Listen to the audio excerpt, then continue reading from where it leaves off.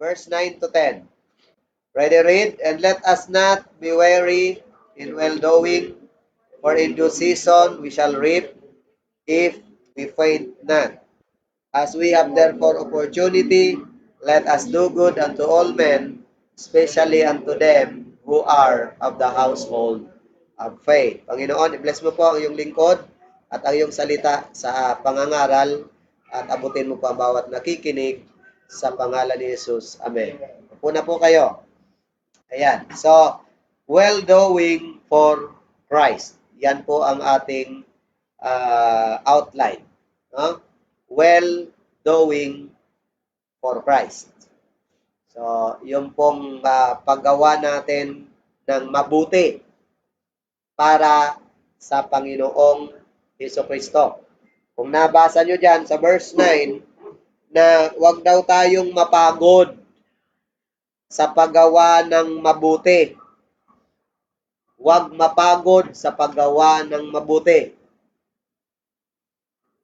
Meron na ba kayong temptation na parang nakakasawa na, parang nakakapagod na, parang gusto mo nang itigil yung ginagawa mo? May mga ganyan tayong sitwasyon. Aminin natin yan. Okay? Na may mga bagay na halos gusto mo nang tigilan. Okay? Pero pag naiisip mo na kung titigilan ko to ay paano na? So, bigla kang napapahinto. Amen? Bigla mong nasasabi na hindi ko ito dapat tigilan. Ang tigilan natin, yung paggawa ng masama. Pero yung well-doing, huwag nyong tigilan. Kahit hindi na-appreciate, kahit hindi ka na-recognize, kahit hindi ka napapalakpakan, tuloy mo lang ang paggawa ng mabuti. Amen? Oo, kahit ang tingin sa'yo ng iba ay lagi kang mali. Amen? Merong isang tao na magpapakamatay na, sabi niya, bakit ka magpapakamatay? Kasi lagi na lang akong mali. Lahat na lang ng gawin ko mali. Lahat ng isipin ko mali.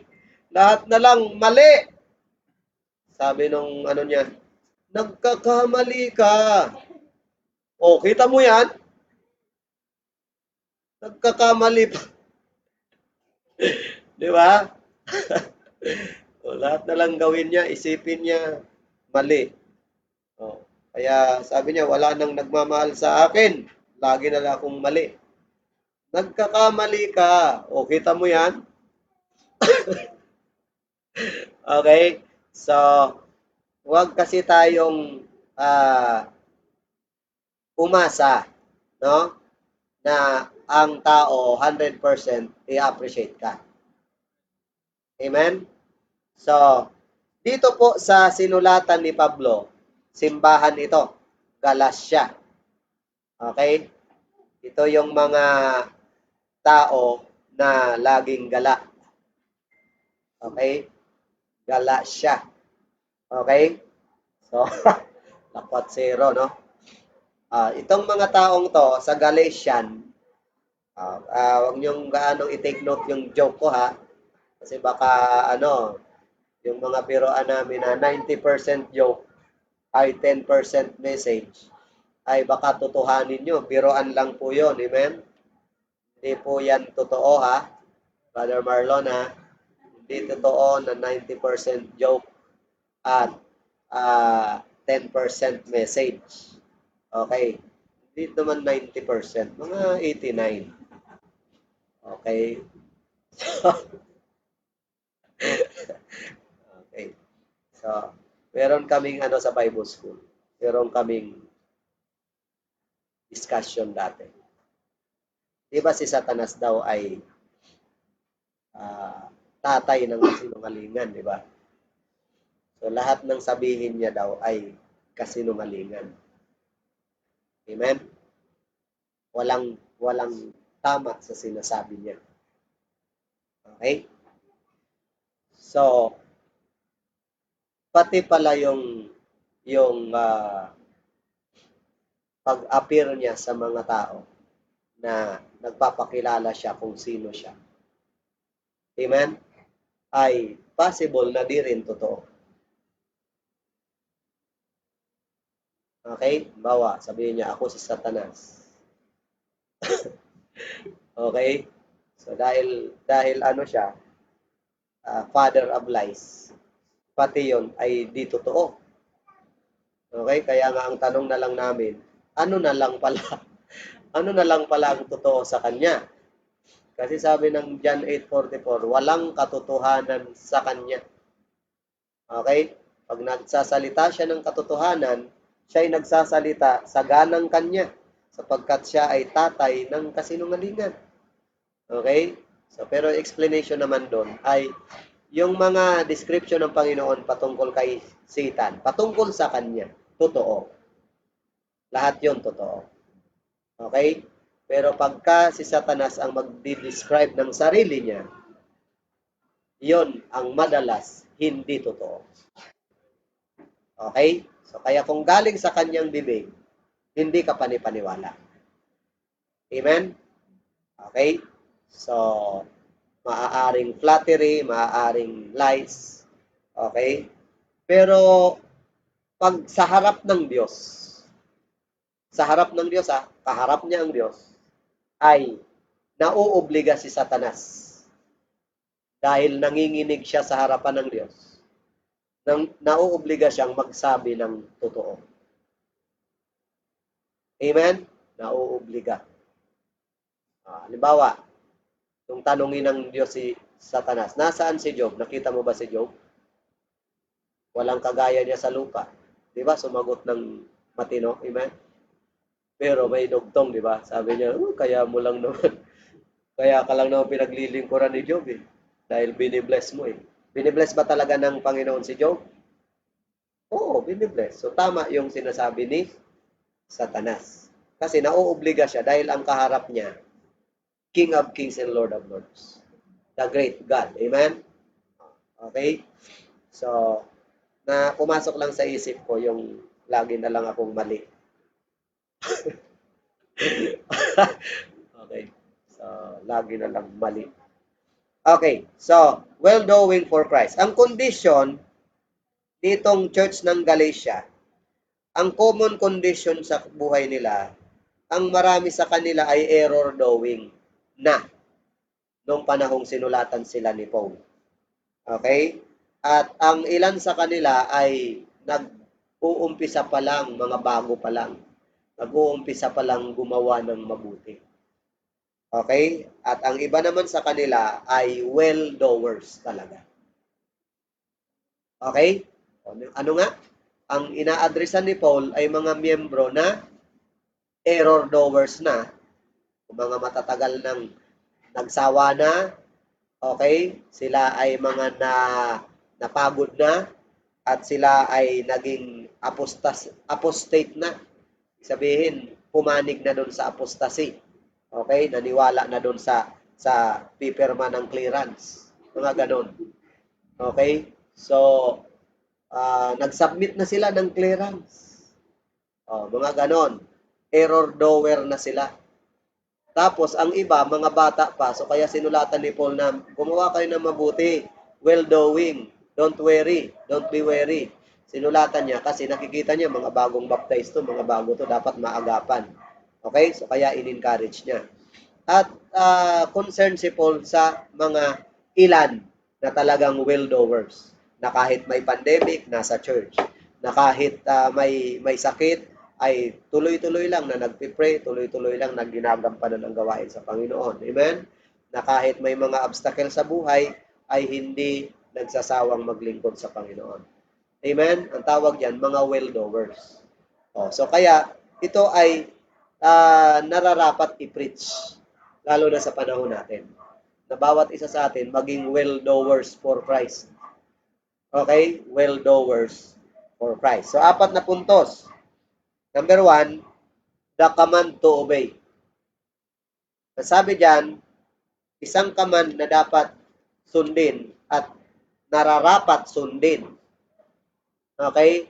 Ay yung salitang, and let us not be weary in well-doing. So, wag mapagod. Ang utos po ay wag. Ang wag ay utos. Amen? Oo, utos po ang wag. Pag sinabing wag mong hawakan yan, utos o hindi? Pag sinabing wag kang tumigil, utos o hindi? Utos yan. Pag sinabing wag kang mapagod, utos o hindi? Utos. So, worry not is the command to obey. Mas magandang sundin yan kaysa sa bulong ni Satanas na tama na yung pakatapat mo na yan. Magpahinga ka na, pahinga ka na, gayahin mo na yung iba. 'Di ba? Maging ano ka na rin, maging backslider ka na rin, maging error doer ka na. Marami na, ikaw na lang natitirang may integrity. Ikaw na lang natitira na nagpapatuloy. Wala na yung mga kasabay mo. 'Di ba? Pero mas magandang ang sundin natin na tinig ay yung positibo kaysa sa negatibo. A command to obey, worry not. Mga tatay, worry not. Nanay, worry not. Let us not be weary. Amen? Mga young people, let us not be weary. Diba? Mga nagtatrabaho, let us not be weary. Diba? Mga nag-aaral, kahit mahirap, let us not be weary. Okay? Paurong-sulong yung face-to-face. Face-to-face ba? O blended or online? Paurong-urong-sulong, urong-sulong. Yung iba, hindi na alam. Anong SEM na ba? Anong ano na ba? Enrollment na ba? O ano na? Diba? So, di malaman. Diba? Pero, there's still a command to obey. Let us not be weary. Nakakapagod, amen? Tama? Isipin mo, paglabas mo, magtitake ka ng mask, magtitake ka ng helmet, ng face shield. Kailangan dala-dala mo yung tawag dyan, quarantine pass. Tapos kailangan mag-social distancing ka. Pagtapos, masasalubong mo yung mga 16 hanggang 24 kabataan, mga nakapaa, walang face mask, naghahabula, nagrarayon. Hindi ka ba mapipikon na ikaw nag-o-observe ka ng lahat ng magagandang tapos sila pakalat-kalat diyan harap ng CCTV pa. Pambihira, nagtumpukan diyan sa tricycle. Sabi ko, umalis kayo diyan. Huwag kayong tumambay diyan. Ang iingay, ayaw Tapos sabi ko, may CCTV sa taas. Di ba kayo natatakot? Nakikita kayo sa barangay. Di ba? Ay wala pa rin. Kinuha ko nga yung cellphone. Sabi ko, hello po, kaway-kaway kayo. Tingnan natin, isend natin to sa Taguig Unlimited. Sige, tingin kayo dito. Ito po yung mga kabataan na araw-araw ditong naghahabulan, nakapaa, walang face mask, walang face shield, walang social distancing. Araw-araw na lang yan, ganyan. So, di ba? So, binidyohan ko. Yun, nagtakbuhan. Video lang pala ang pangtakot. Di ba? Pero talagang ni-record ko. Okay? Bakit? Isipin mo, ang daming sumusunod, gustong ingatan yung katawan, gustong mag-ingat, gustong sabihin nating makaiwas sa virus. Tapos ang dami namang ayaw, walang pakundangan. Amen? Hindi sumusunod. So parang gusto mo na lang gayahin. Ano kaya itong mga to? Diba? So, tapos ikaw na sumusunod ay sisitahin. Tapos yung mga pakalat-kalat, hindi nasisita. 'Di ba? Parang sabi mo unfair 'to 'Di ba? Pero still there is a command to obey. Let us not be weary.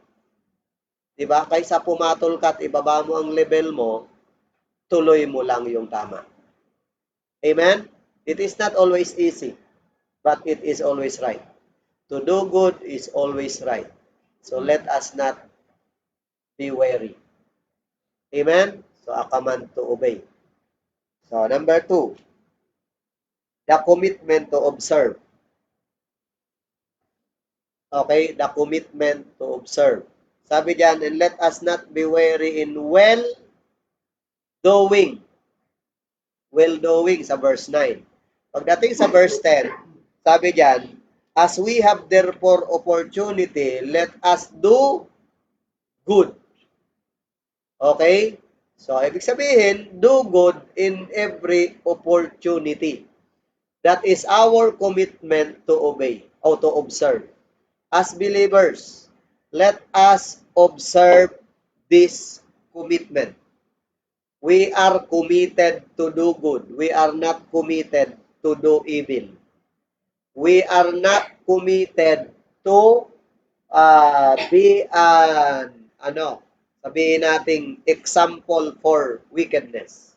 We are committed to become an example for godliness. Amen? So, commitment to observe. Sabi diyan, let us do good in every opportunity. Kaya nga sabi sa verse 10, di ba? As we have therefore opportunity, let us do good unto all men. Opportunity comes once. Amen? It knocks once. Kaya you should grab the opportunity to do good. Some people are trying to do good, but sometimes doing good is nagiging huli na. Amen? Oo. May mga tao na concerned sa'yo pag patay ka na. Amen? Mahal na mahal kita. Kailan mo sinabi yan? Nung patay na. Ba't di mo sabihin nung buhay pa? Amen? Kaya nga ang encouragement ko sa mga kapatid ko nung may sakit pa yung kapatid ko, huwag akong makakarinig sa inyo ng mga negative na salita na sisisihin siya o kung ano sa pagkakasakit niya. Lahat ng gusto kong marinig ang ikabubuti, maganda sa pandinig, ma-encourage yung kapatid natin. Ipakita natin na nag-effort tayo, lahat tayo gumawa ng paraan para siya ay matulungan. So, yun ang aking pakiusap sa mga, marami kasi kami, marami. Okay? So, kaya yun ang ginawa namin. At worth it naman. Amen? Talagang walang sisisi, walang mangsisisi, walang sisisihin, lahat ay nag-effort. So, diyan namin pinapakita ang pagmamahal namin sa aming kapatid. Okay? So, let us do good. Alam niyo po ang paggawa ng mabuti. Minsan, kahit gaano ka kariyaman, gaano karami ang pera mo, pag wala ka ng pagkakataon, di na magagamit yan. Di na magagamit yan. Oo. So, nagagamit yan sa tamang panahon. At the right time, at the right place, at the right moment. Tama po ba? So, subukan mo na ipagmalaki ang yaman mo. Pero hindi ka nakakuha ng opportunity na magamit mo yan to do good. Sayang yan. Amen? Sayang yan. Sa totoo lang, sayang yan. Pero pagka nagbukas ang Panginoon opportunity, sige na, gawa na agad. Amen? Sayang pa, baka bukas hindi na mag-open ng opportunity ang Panginoon. Pag nag-open ngayon, do good. Amen? At yan yung commitment na dapat natin ino-observe. Okay? Bakit kailangan i-observe? Because ang opportunity kumakatok kasi yan eh. Amen? Kumakatok. So, we are committed to do good. Do good in every opportunity. And sabi diyan, let us not be weary in well-doing. Number 3, the compensation to own. The compensation to own. Makikita nyo yan sa verse 9. Sabi diyan, for in due season, we shall reap. Kailan tayo aani? In due season. Amen po ba? Sa tamang panahon tayo aani. Ibig sabihin, yung ginawa pala nating mabuti, kapag atin itong ginawa, atin itong hinasik, aanihin natin. Pero hindi sa sarili mong timeline. Ito'y aanihin mo in due time. Okay? Kailangan muna yang tumubo at mabunga at mahinog ang bunga bago mo anihin. Diba? Nakakatawa naman, nakatatanim mo lang ngayon, inani mo na agad. Okay? At ang mas nakakatawa, yung di ka pa nagtatanim, umani ka na. Ang tawag doon, siniswerte ka. Amen? Di ba? Hindi, hindi ka pa nagtatanim, umani ka na. Ang bihira, saang lupalop ng daigdig galing yan. Di ba? So, sa paggawa ng mabuti, una muna ang paggawa ng mabuti. Gawa ka muna ng mabuti. Nakagawa ka na ba ng mabuti? Eh, bakit nag-i-expect ka ng ani? Hindi ka naman gumawa ng mabuti. Amen? Oh, nakakatawa yung masama ang ginawa mo, tapos ang gusto mong anihin, mabuti. Pwede ba naman yon? Oh, sabi, maghasik tayo ng mabuti. Sa tamang panahon, aani tayo. Okay? So kaya, wag lang kayo mapagod. Ito, promise yan ng salita ng Diyos. Lahat ng gumagawa ng mabuti, wala kayo ikakatakot. Okay? Against the day to come, yung mabuting hinasik nyo, lahat yan ay aanihin nyo sa tamang panahon. Amen po ba? Oo. Alam nyo yung ibon. Meron pong ibon na kumakain ng pili.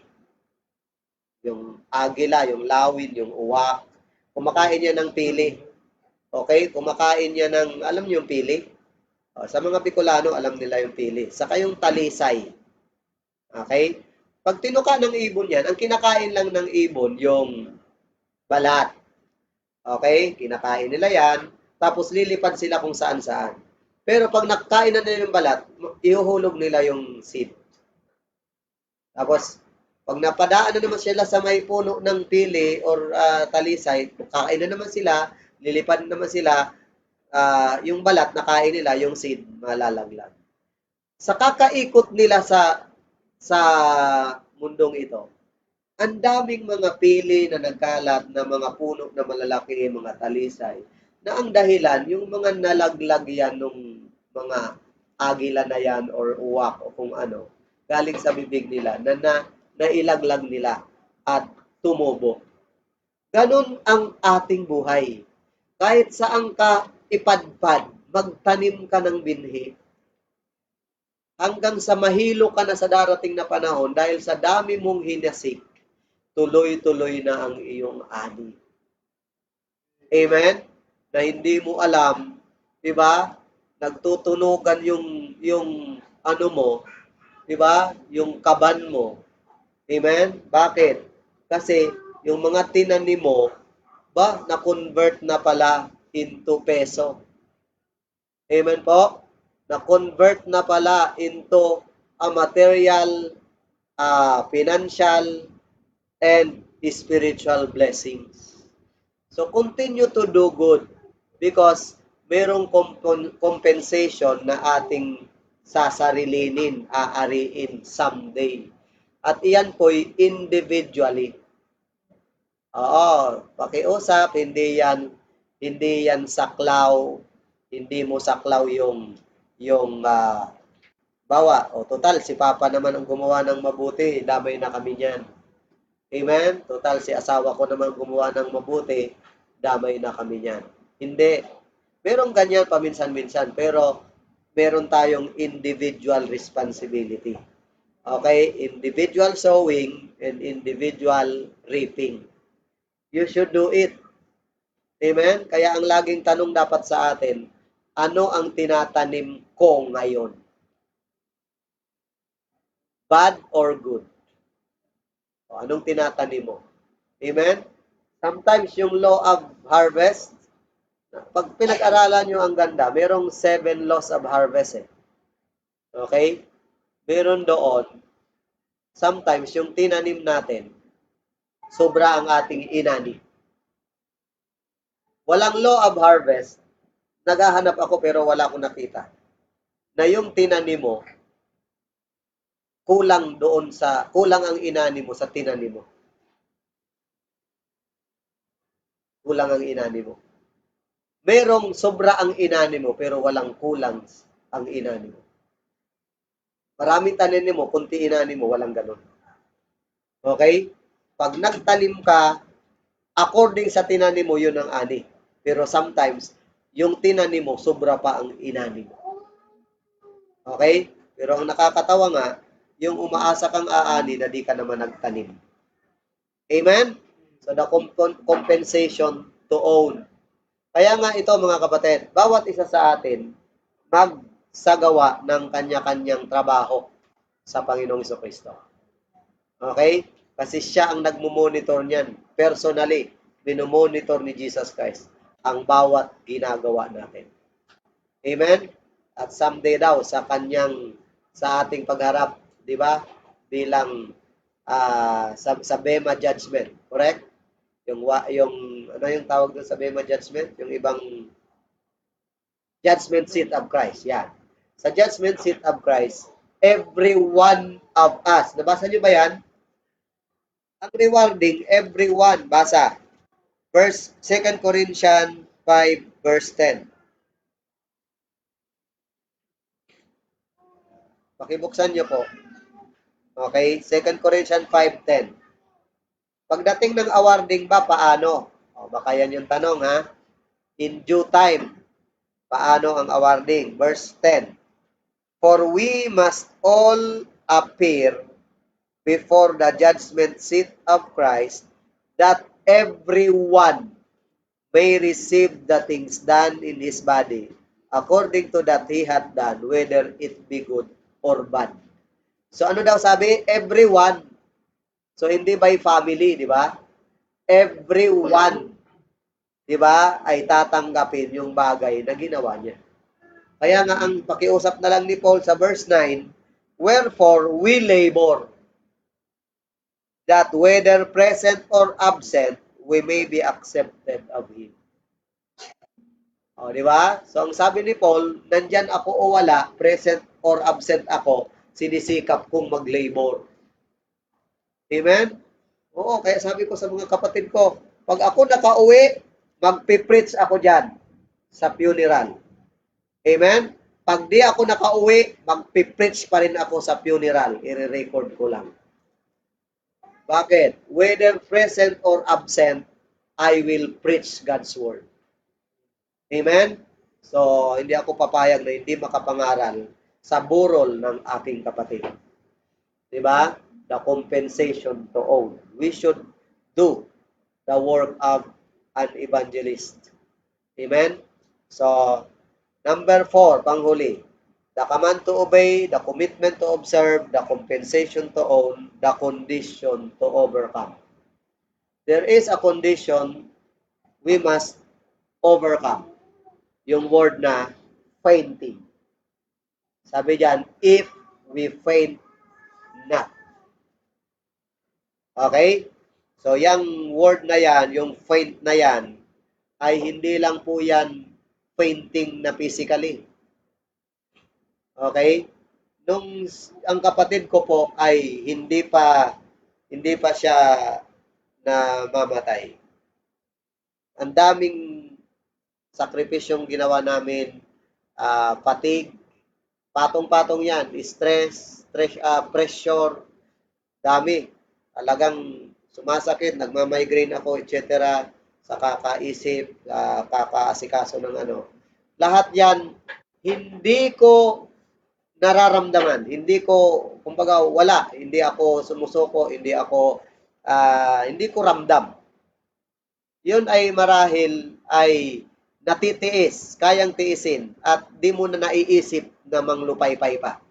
Pero nung patay na ang kapatid ko, kahapon po, grabe ang hina ng katawan ko.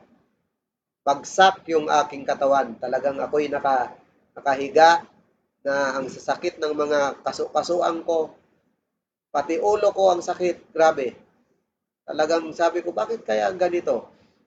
Nung ano pa, hanggang doon, di ako natulog nung ginaguide ko yung van na paghatid doon sa Bicol. Ginaguide ko yung driver, o ito, ganyan. Hanggang doon, sa pagdating nila doon sa ospital, dalawa tinatawagan ko, yung driver, pati yung asawa ng kapatid ko. Diba? Alam nyo, wala, hindi ko nararamdaman yung pagod at yung sakit ng katawan. Pero kahapon, 12 o'clock, na namatay na yung kapatid ko.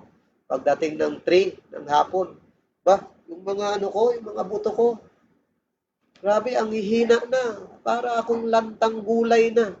Kaya humiga na ako dun sa taas. Sabi ko, ngayon ko lang to naramdaman. Hindi ko to iniisip, hindi ko to inaalintana nung buhay pa yung kapatid ko. Amen? So we should overcome fainting. Kasi meron po talagang pagsubok na darating sa buhay natin na hindi ka lang pahihinain physical, pahihinain ka din emotional. Amen? Emotionally and spiritually pahihinain ka.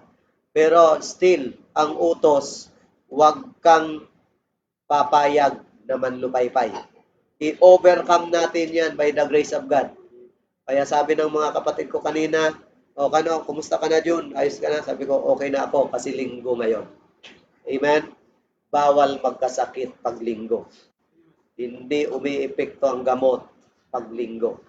Kaya bawal magkasakit. So, kaya ang nag-usap kami, nagtawagan kami, napakasigla ko. Amen? Oh, maya-maya, ihiga na naman ako. Okay? So, we should overcome physical, emotional, spiritual fainting. Ang word na faint dyan ay yung ekakeyo. Okay? Na ang ibig pong sabihin ay hindi physical fainting. Kasi ang physical fainting, dali lang gamutin yun eh. Amen? Pag nanghina ka physically, inom ka lang ng ng vitamins, pahinga ka lang, okay na yan. Pero pagkakalooban, amen? Nakita ko kanina yung mama ko, 76, 77 years old, na, na kayuko doon sa harap ng kabaong kapatid ko, nakaganon, kayuko na ganyan. Di kaya ng puso ko. Yung mama ko ay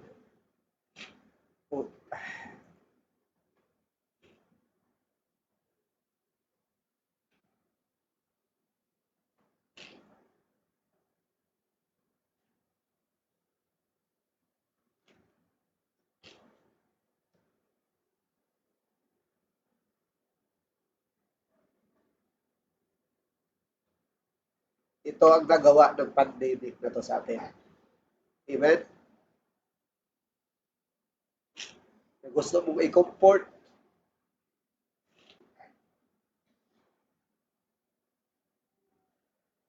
di ba? Pag ang mama mo, iniiyakan yung kapatid mo dahil patay, may isa man lang siyang katabi doon, di ba? Yayakapin siya, di ba? Iniisip ko, ako yun, ako dapat yun. Pero wala ako doon.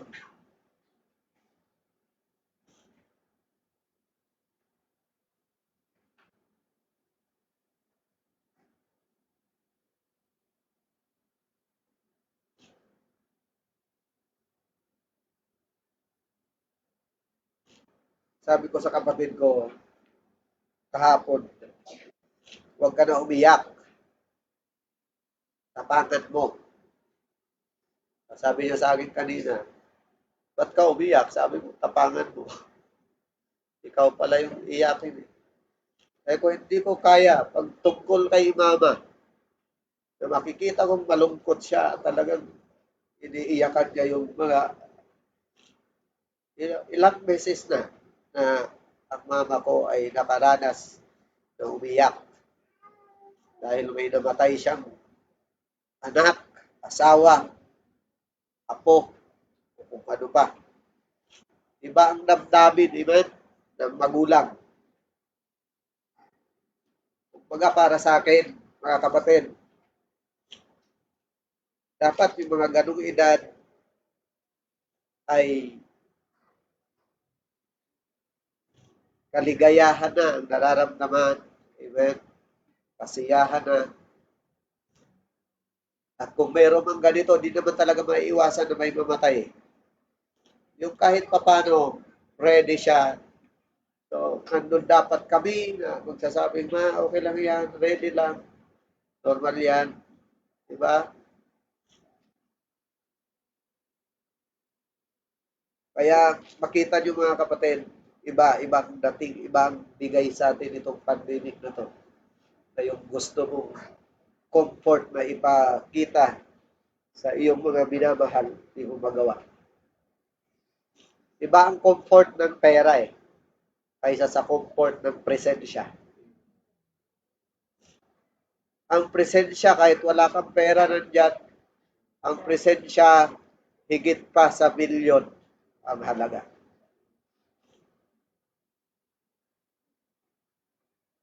Amen? So, bakit ako umiiyak? Dahil marunong akong pagbasa ng damdamin ng tao. Diba? Yung mama kong makita kong nakayuko ng ganun, alam ko ang hinagpis doon sa kalooban niya. Bunso pa naman yung namatay. Amen? So, let us use this opportunity. Sa akin po, pag ako'y umiiyak, hindi ko talaga yan pinagkakait sa sarili ko. Kailangan umiyak ako. Gusto ko talaga umiyak. Bakit? Dahil paraan ng Diyos yan eh. Noon, di ko naiintindihan ang ministry ng tears. Pero ngayon, alam ko na ang ministry ng tears sa buhay ko. Pag masamang-masama loob ko at ako'y umiyak, nawawala. Dahil ang luha may ministry yan sa buhay natin na ginagampanan. Oh. So, yan po, the condition to overcome. Pagtapos nito, diba? Pagtapos ng pagsubok na to, may maaliwalas naman na kaganapan sa buhay. Mga kapatid, hindi lang ako ang nalulungkot. May mga ilan sa inyo na mayroon din mabibigat na karanasan. Keep on serving Jesus. Keep on doing good. Amen? Let us not be weary in well-doing. In due season, we shall reap if we faint not. Tapos na po tayo. Magandang hapon sa inyong lahat. Tayo po ay manalangin. Ama naming Diyos, salamat po sa kabutihan mo sa amin. You are always good. You are only good. Kayo ay Diyos na dakila ang katapatan bago ang compassion araw-araw. Pinupuri ka namin. Salamat po sa iyong buhay na pinahiram sa aming kapatid at dinawi mo na Panginoon. Panalangin namin ang comfort mo sa kanyang mga anak at sa buong pamilya namin, Panginoon. At sa bawat Kristiyano, Lord, may mga pinagdaraanan din sa buhay. Ikaw po ang magbigay ng comfort sa kanila, kapayapaan, Panginoon. Salamat po, Diyos, sa iyo pong binigay na opportunity sa amin na makapag-aral ng iyong salita. Sa iyo po ang papuri, sa pangalan ni Jesus. Amen. Okay, so salamat po mga kapatid. So, ayan, tayo po'y dismiss na. The grace of our Lord Jesus Christ and the love of the Father and the fellowship of the Spirit be upon each and every one of us this afternoon. While fake news are everywhere, good news matters. Pasensya na po kayo kung ako po'y nag-luluksa. Paalam po.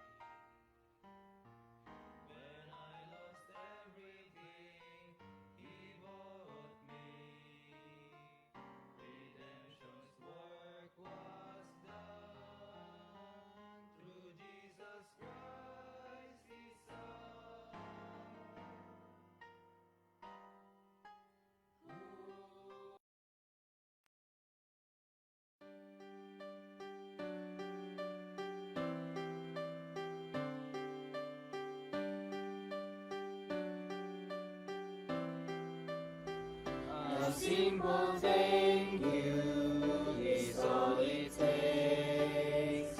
A simple thank you, and it will make our face begin to smile. A dream lasts for a while. A simple thank you is all it takes.